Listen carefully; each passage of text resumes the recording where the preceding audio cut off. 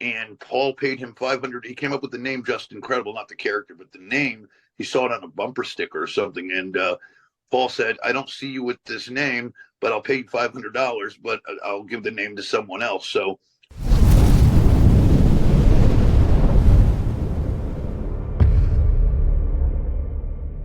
what's going on, wrestling fans? It is I, Steve Fall, and welcome to 10 Count right here on Wrestling News Co. On today's edition, it's going to get incredible because I'm talking to Justin Incredible. How you doing today? I'm doing good, man. How are you? I am doing outstanding because talking to a former ECW champion, former ECW Tag Team Champion, former WWE Hardcore Champion. There is so much meat on the bone to talk about your amazing career, but my first introduction to you, of course, is Aldo Montoya, the Portuguese Man of War. How does this all come to be? How do you become Aldo Montoya? Wow, it was really it happened very accidentally, as a matter of fact. Long story short, I was doing extra work, I was a jobber for the WWE as PJ Walker. I was a couple of years in the business, and I'm from Connecticut, where I still live today. And I was at a house show in Connecticut, just visiting the boys. And Tony Gurria, who was one of the producers slash agents at the time, said, "Well, we're doing a new show called Monday Night Raw, and in Manhattan, if you want to come, we'll pay you 150 a night to do some jobs." I said, "Great, it'd be a great experience, etc." Long story short, I ended up doing really well. They liked me. They used me quite a bit. And one time I was doing work at the office for Mark Calloway, The Undertaker, and Brian Lee when they did the double Undertaker gimmick. And Vince McMahon and Pat Patterson were also there. And Pat and I were a little friendly, and he started asking me questions about what nationality, who had trained me, etc. And I told him I was Portuguese, and he popped huge, and he told Vince. And all along, they were looking for a Portuguese-speaking guy to fit this role of this character, Aldo Montoya. So again, right place at the right time.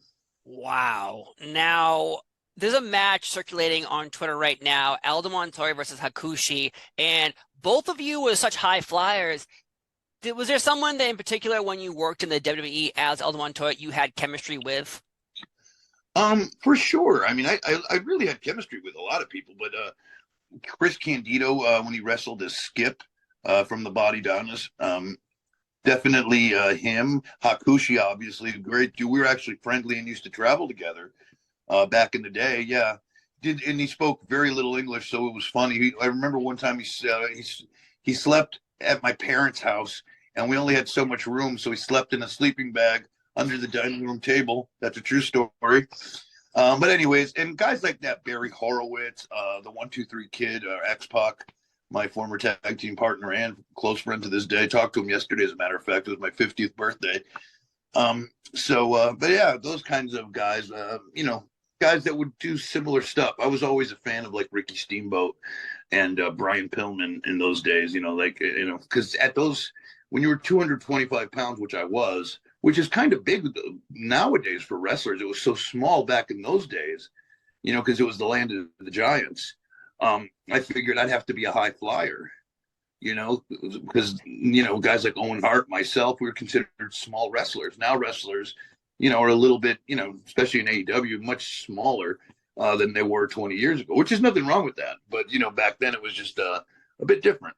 That's so funny you say that because I remember exactly what I was told about to you as well as Aldo Montoya. I met a basketball game as a kid, and someone's like, the 1-2-3 Kid, he does crazy moves. Well, this new guy, Aldo Montoya, does even crazier moves. And I was like, what? And this is the time we didn't have DVRs, so I didn't record superstars on the weekend to see you doing these crazy maneuvers. But did you like the mask? Did you like the costume? What are your feelings on the presentation? I didn't like the mask. That was the biggest problem, was the mask. And because when Vince had the design and he proposed the design to me, I looked like a Power Ranger almost. It looked very no, I wish I still had it, man. I don't know what I did with it. I wish I still had it. It was dope. I had like Road Warrior shoulder pads and this cool mask, and it just, I remember when WWE was downsizing in those days, and business was really down in those 94, 95 years.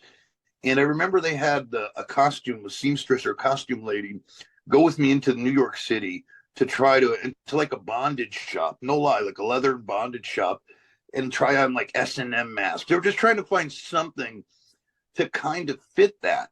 Today we can make so much, like, times are so different with the world, with the internet, and you could just get anything anywhere. But back then it was a little more difficult. So we had a really hard time coming up with, because the original mask was made out of leather, and it was almost like a cane mask, but they did not perfect it. Like everything was just leather, and there was no movement. Like I couldn't use it.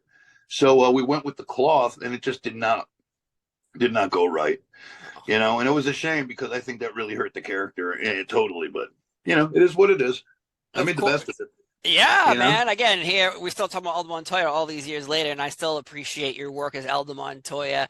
What's going on, everybody? It's me, Steve Fall. Get ready to connect with some of the biggest names in the entertainment world and professional wrestling. The Pod Stars celebrity catalog is extremely impressive. If you love wrestling like I do, and listen, folks, it is hard out there looking for wrestling interviews sometimes. So if you want to sign up for Pod Stars right now for a monthly fee of $8.99 per month, you have access to their entire catalog. Listen to some of these wrestlers that they have that you could set up an interview with.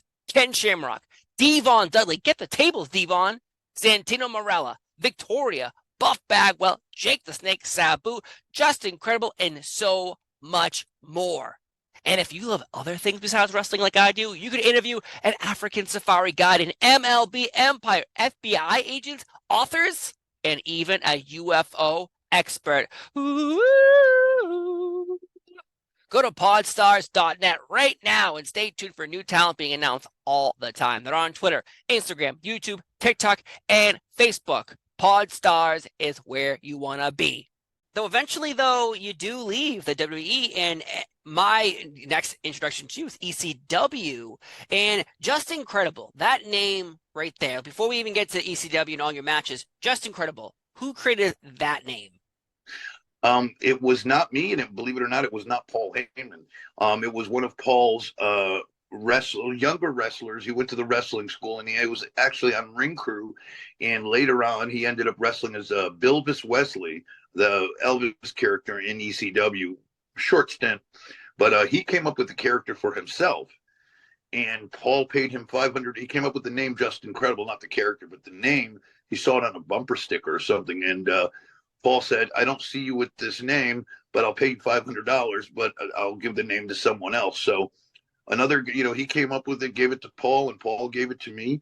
I guess he'd had that name for a little bit, and the rest I just kind of, just did myself. I was just trying to be, a little bit of Stone Cold, a little bit of Razor, a little bit of everything, just kind of inventing myself. And the character just kind of slowly came to me. I didn't plan anything. Nothing was predetermined. I just kind of did most of it out there, except, and the name and the catchphrase and all that just kind of slowly built. Yeah, the presentation of you originally coming in and pretty much taking out, I guess you'd call them the ECW legends. That was kind of your thing when you first showed up. You were taking out all of these established ECW originals, and here you are coming in. And I'll be honest, I didn't even know that you were Aldo Montoya. Seeing the Wow. the person you were and the person you have become, night and day. No one could have put you two up and go, I think that's the same person. So the Yeah. idea of you coming in with this strong push, whose idea again is this? Because again, you're before this, Aldo Montoya, great character, but now you're completely opposite of what you once were. Like, who is designing this? Who is getting all this going? Because it's a whole different ballgame. I mean, I have to give that to Paul Heyman. I mean, especially the storylines. I mean, and the storyline certainly helped because the earlier onset of Just Incredible in '97 when I debuted, as it matured into '98 with the Impact Players, and then my '99 and 2000 when I had my title run, it just, the more you just play with it, and in wrestling too, and especially in ECW, I kind of was, we were, how can I say this? Wrestling was so hot with the Monday Night Wars and stuff. I was just trying to stay current. And if I saw something, I would just borrow it. Like, I'd like to do a little Shawn. I'd like to do a little Razor. I'd like to do a little Flair. So I was just a mishmash of guys that I admired, and just being the way Paul booked me, just being a psycho heel, just be a mean guy. and put it, put the emotions up to 12, and that's it. It really wasn't that hard, believe it or not. Just he let you go free with it. And I just had a good time, and everybody was so wonderful to work with.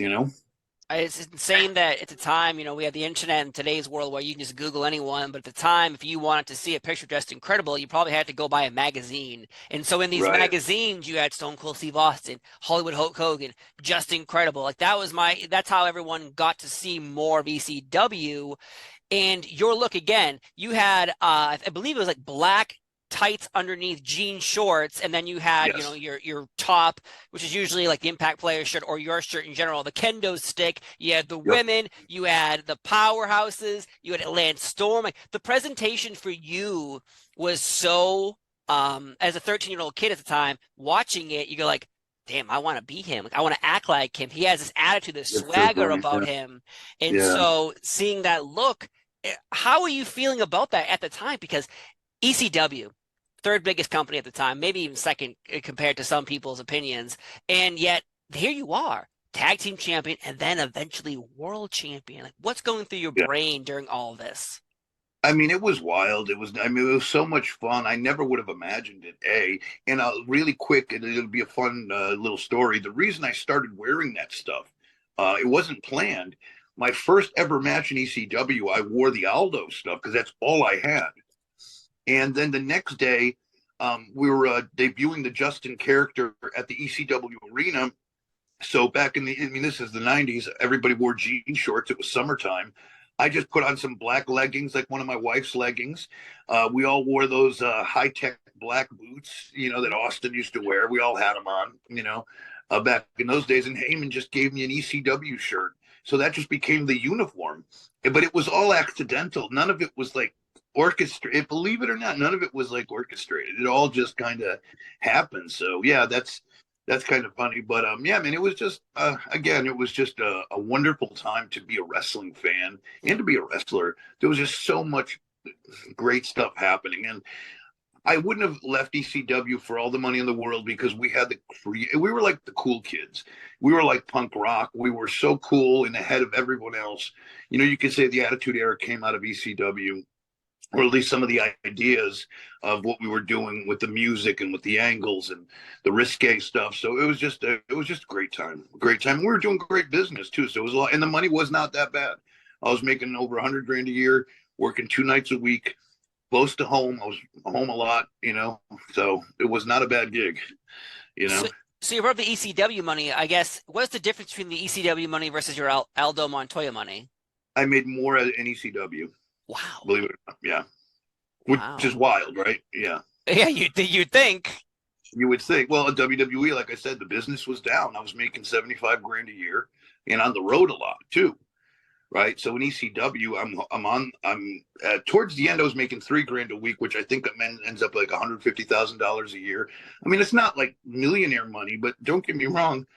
Working 2 nights a week, making 3 grand a week is not a bad, you work a Friday and a Saturday, you're that's a great gig, Yeah. and I'm doing something I love and I'm passionate about. And, it was just, it was perfect for me. And I didn't need to make $1 billion. I was happy doing that. I knew that if I went somewhere else, I may not get that opportunity, even though the money might be better. And of course, your finisher was a variation of the Tombstone Pile Driver.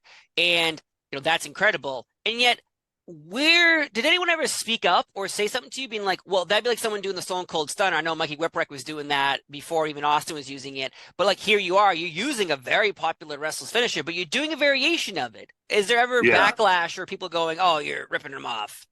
No, not at all. Not at all. And again, that also happened by accident.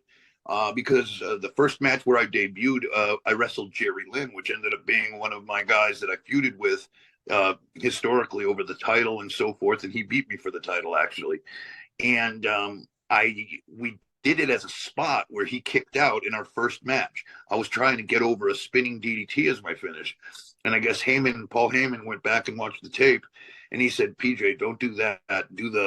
Do that tombstone. It looked really good. We did like some reversals out of it, some bridges into me having and tombstoning him. And Paul said, that looks dope with the little corkscrew. And that just, again, accidentally, just, sometimes you can't you can't write it as good as it. You know what I mean? You just sometimes have to notice what pops out there. And man, at the time though, I remember it was so hard to find ECW like music because I didn't know where to find it. You had Napster, of course, and then Yeah, eventually right. you had like Yeah, all these weird websites. I remember trying to figure out what your music was and what Lance Storms or Mike Awesome or Rhino. yeah, It turned into quite an event because you're using music that is right. not owned by ECW. So eventually, when you would buy these VHS tapes or these DVDs, they didn't have a certain element of the music. But that's what made, I think, the live events. You'd Yes, watch it on pay-per-view and you like hear the Sandman coming down from yeah, Metallica. It was crazy. And the fans were so rabid. But again, we talked about it. ECW, though, Cyber Slam 2000 is where you become ECW World Champion. Now, yes. how are you feeling throughout that day? And of course, how and when are you told you're going to get this championship? Because there was a lot of shit going on in ECW with Mike Right. Awesome and Yep. Taz. And here you come in, slipping into that dirty heel, eventually getting a championship match, and you win. I didn't find out until about halfway during the show. Believe it or not, yeah. What? All I noticed was my name was not on the Paul would put up the list of matches, and I noticed like my name is not on it, which was odd, because regardless, I would always do something, wherever. So I was like, oh my god, do I have heat? Am I something wrong here? Did I do something wrong? I'm not on the show, and so we wait and wait, and then like maybe 15 minutes before the match goes out, Paul gets me together with everybody and kind of explains what's happening. So the only person I think that knew, we obviously, because I think Mike Awesome dropped the title to Taz in Indianapolis. Yes. And then Taz and Dreamer wrestled at the arena. And Dreamer beat Taz because Taz was on loan from the WWE at the time. And I believe then that's when I kind of came in. And of course, you got to double cross Tommy because Tommy can never have his glory for too long. That's just his gimmick, right?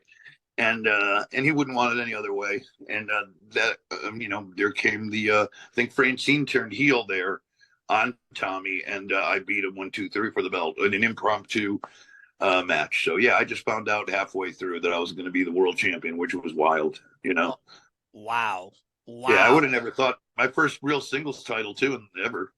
An ECW World Champion too in the year 2000, where again wrestling is the hottest it has ever been. We have Hulk Hogan era, of course. We have today's era where more money's being made, but there's never going to be a time where you had ECW, WCW, and WWE on high-scale networks all competing against Yes, each other at high levels of competition, and everyone knew about it. In today's yes, world, people mistake other companies for WWE companies because they're associating, that it's like I like a soda, a Coke. You say Coke versus soda. The right, brand of right, right, wrestling is WWE, and unfortunately, right. but at the People time, don't know. it Yeah, wasn't like that at all. It's you're ECW, you're WCW, you're WWE. It's a whole different ballgame altogether. But man, yeah. I was gonna say that's incredible. that I'll tell you, and I hate to say this, but and I'm glad AEW is here and giving everyone an opportunity, and it's great for the business, it's great for the fans, it's great for the boys, right? Because one thing that happened, and we'll talk about this a little bit. One thing that happened when ECW did go out of business, is that, and WCW went out of business all at the same time. Hundreds of people that were full-time employees, like full-time professional wrestlers, lost their jobs and opportunities. So life changed for everybody in 1 or 2 weeks, and that's people don't ever equate that. And for a long time, we didn't have another real promotion that would employ you full time. So it was very devastating. So it was a sad time at the end, but man, what a run and how wrestling was. It'll never be the same again, unfortunately. Right. It's true. Though you did, we talked about some of your friends earlier, 1, 2, 3 Kid, Shaw Waltman, Scott Hall, rest in peace.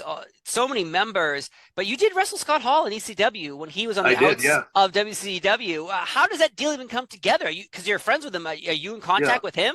Yeah, no, it was just we were on the phone, and I guess he had something had happened with him in WCW. I think he got fired, or there was some heat somewhere, so he got let go. And he's like, I'm like, yo, you want to come wrestle me?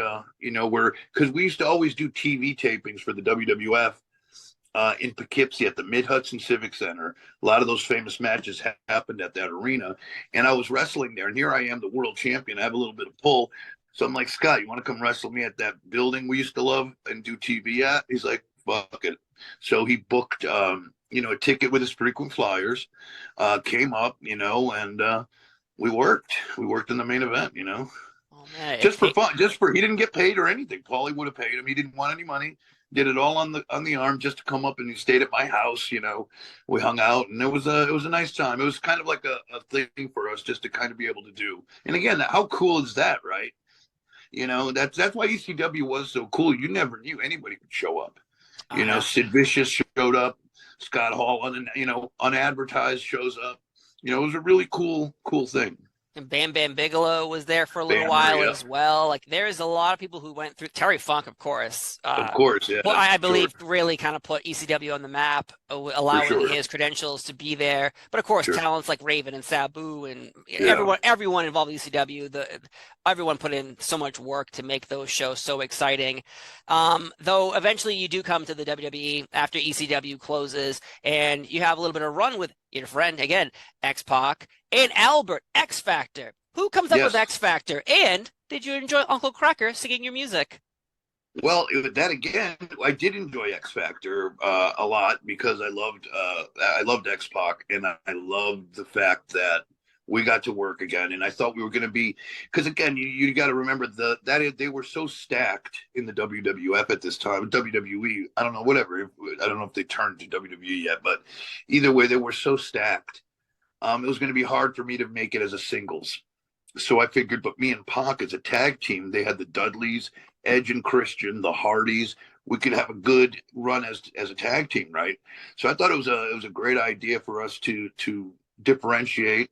And as a matter of fact, the reason I picked Uncle Kracker or I submitted it to the office was I was friends with Joe C from Kid Rock, the small person that was in Kid Rock, and Uncle Kracker was their DJ. Well, they were all wrestling fans, and his brother, Uncle Cracker's brother, became my agent. So he was coming out with his solo record, and he's like, use one of my songs. So that's how, because I wanted something cool, something different, something that was going to get a little bit of heat. And everybody still talk shit about that Uncle Kracker song. It was just so different. I loved it, I got everybody on the body. I love that song. I love me some Uncle Kracker. Yeah. So that was how that went down. I was going to say, I think X-Pac recently did an interview where he said, what song was his favorite? He picked Run DMC, D-Generation X, but his second was X Factor, Uncle Kracker. So it's up there. I do love that song. Though while you're there, you gotta get. It was strange because they kept bringing all the main event ECW wrestlers like you and Rhino and Tommy Dreamer eventually and Rob Van Dam. It was like they kept bringing in the top tier of ECW, and I was so happy because we had the top tier of ECW and we had kind of like the bottom barrel of WCW, and it was so weird. But yet eventually you get put into kind of like that hardcore division because you're an ECW person. How was that a hard stigma to get off? Because they threw you in there. You're an 8-time champion, but like it's not world champion, you're hardcore champion. Yeah, it was, you were getting lost in the shuffle, and it was very evident. And that's kind of where the downslide happened. It was just like, you really didn't, it wasn't very good. And, and you knew that was kind of, even Dreamer, although he had a longer run, he never really got his due. And none of the, other than Van Dam and Rhino, Stevie Richards never really did much there. And, it's just a lot of us ended up just being job guys, realistically. But, the money was good. And what are you going to do, right? There's nowhere else to go, so, just kind of got to go with it. Yeah, man, go win that hardcore title 8 times. And, we still remember it. So, here we are today. Though eventually before we move on, though, you're with X-Pac and X Factor, our hardcore championship gets involved with and people always probably want to know. So there's the Kliq. People bring up Shawn Michaels, Scott Hall, Kevin Nash, X-Pac, Triple H. Are you in the Kliq? I guess I mean, people say I was. I mean, I was always friends with them. I was always hanging out with them. I mean, so I don't know. I guess I was never officially in, but what does that even mean? I guess the perception was I was never a big star like they were, so maybe I was just like a hanger on or something. I don't know. I Okay. get asked that all the time, but I don't really have an answer. Yeah. So I say it's up to you guys. But I was, I was really close with Sean and Scott and X Pac, obviously. So Yeah, of course. And while you were there though, you have the return of Scott Hall and the return of Kevin Nash and the return of Hollywood Hulk Hogan. The NWO is back now in the WWE. And so did you have any like backstage interactions with Hulk Hogan? Because everyone usually has a Hulk Hogan story. Do you have one? I do. I remember we were in Minneapolis, I believe, doing TV, and I was with Sean Waltman, and we went over to Hulk's room because Scott and Kev were there, and he was still in the gimmick and stuff. We go to his room because we were going to smoke a joint, and there I was smoking a joint with Hulk Hogan after Monday Night Raw. So that was pretty cool.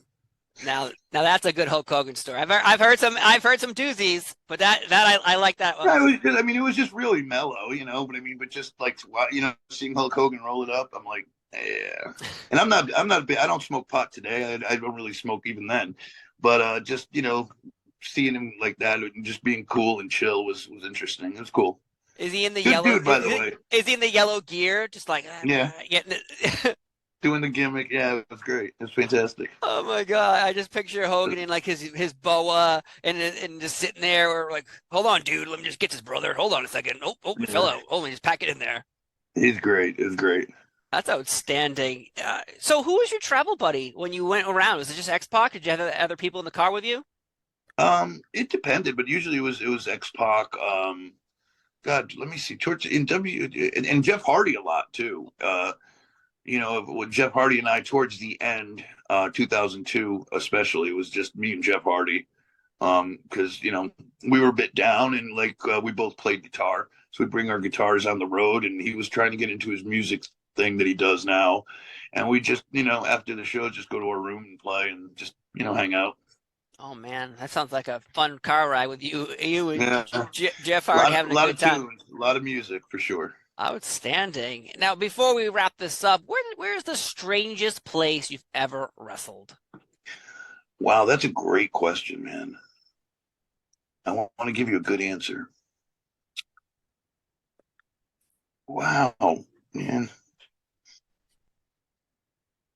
I don't know. Let me think. Let me think. Well, I'll tell you it's not even a strange place, but it is a little weird. In the WWE every year, we did these medley tents in Rhode Island and Massachusetts. And what that is are these like little concert tents where they're in the round, and they're very small, and it's like you work this ring that is literally like a 12-foot by 12-foot ring, and you can barely run the ropes, and the only way to suplex somebody is corner to corner. That's how small these WWE rings were. And Vince had done these traditionally since his father owned the company. So every summer he traditionally went to these towns and did these tent shows. They were called the medley tent shows, and there were three of them. And the small rings, and it literally looked like a circus tent. And I worked with Steve Austin for the whole tour, and we had a lot of fun. And we would just do some silly stuff, especially being the ring so small, and just had a blast. So I would say that, even though it's not like really funny, I never wrestled in like a place with cows or pigs or anything like that. I was trying to think. I probably did. I just don't remember. But those tent shows were definitely different. I've never even heard of those stories before. I've never even heard of those shows. Yeah. So you have given Yeah. us a gem here with your strangest story. I talked to Shinsuke Nakamura last week, and he told me he wrestled in an arena. There's only 5 people. There's a Mexican family, and they had their dog. And I was like, Wow. what the hell is that? That's wild. That's wild. That's a strange place to be wrestling, but It is. I gotta say, it has been an honor and a privilege to talk thank to you so much. the ECW champion again. Because when I got on ECW, it was 1999, 2000, and it was on. Right. I think it was on the Spanish channel at 1 a.m. on Friday nights. So it was very hard to catch. But once I caught wind of those magazines and opened them up, and there you are, and there's Lance Storm, the Impact players. Yep, yep, fighting, Masaka Tanaka and Mike Awesome, Raven, Tommy yeah, Dreamer, all these great tag team matches were happening. And yeah, you were the face of the brand. You, Jerry Lynn, the King of Old School, Steve yeah. Corino. Steve Corino, yeah, So there was a lot of mixing up. It was a whole different ball game of ECW. It wasn't the Tommy Dreamers in the main events anymore, or Sandman, or Sabu, or Rob Van Dam, right. for reasons. But yet Sure, sure. there was you, there was Jerry Lynn, there was Steve Corino. There were outstanding matches, and you put core memories in my brain and a lot of wrestling fans. So I just want to say again, thank you. And it has been an honor and a privilege. Would you like Oh, to, thank you. do you have anything going on? Any things you'd like to plug right now? Not really. Just follow me both on Twitter and on Instagram at PJ Polacco. And if you would like any one of my several wrestling T-shirts, go on over to prowrestlingtees.com/Just Incredible. There we go, folks. Again, privilege and an honor. I've been Steve Ball. He's just incredible. Have a wonderful day, and we'll see you next time. Bye-bye. Thank you.